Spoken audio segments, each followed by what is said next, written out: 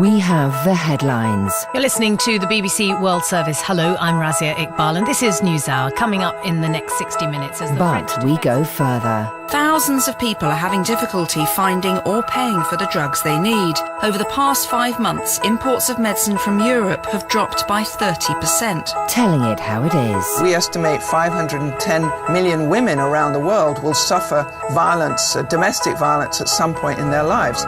Empowering people.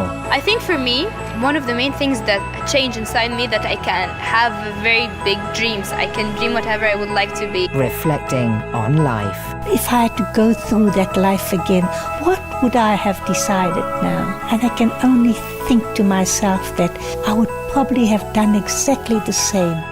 We are the BBC World Service, the world's radio station.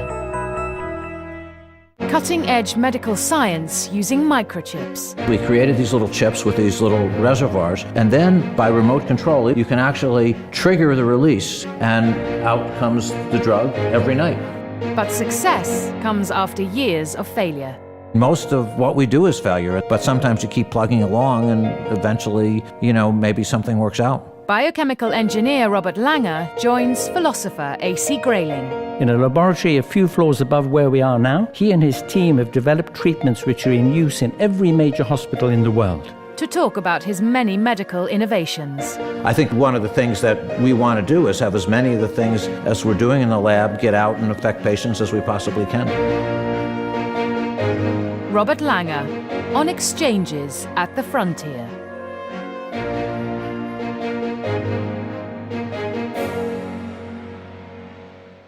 Documentaries on the BBC World Service.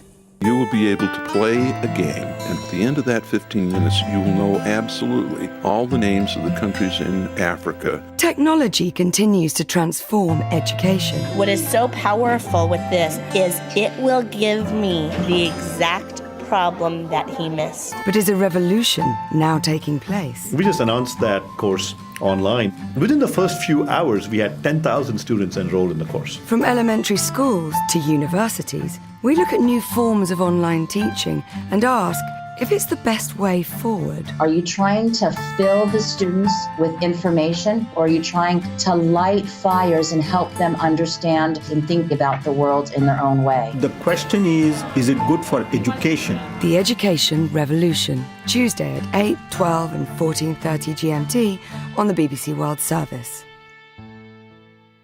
Freedom 2014 from the BBC.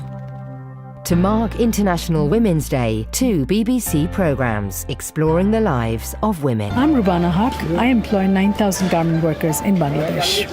I'm Sri Mom Ang. I grew up on Garbage Dam in Phnom Penh. My dream is to become a fashion designer. In Designing a Dream, a love of fashion unites 2 women from very different backgrounds. It was a time for me to reflect, and also she gave me an opportunity to get as close as I could to her world. And in Freedom to be Single, BBC journalist Rupa Jha finds out what life is like for a single woman in India. Single women are still on the outside of Indian society, often overlooked, even uncared for. That's what I found so moving and sad. Designing a Dream and Freedom to be Single.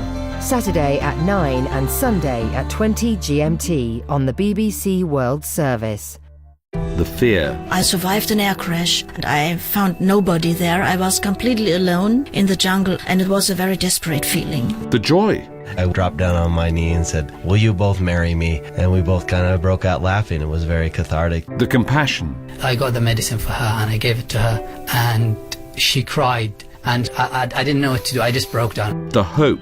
Libya has all the ingredients to be a beautiful, peaceful and free country.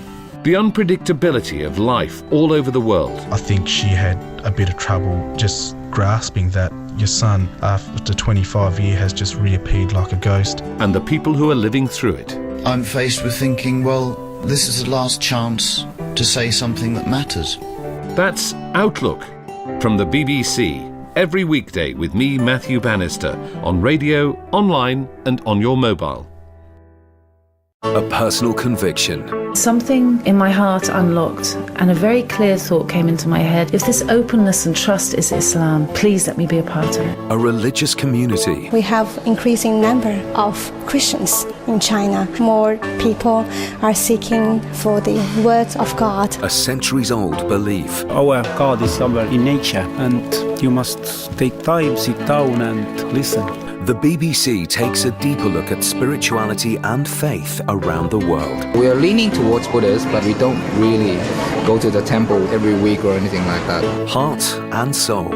On air and online. Saturday from 9:30 a.m. on BBC World Service.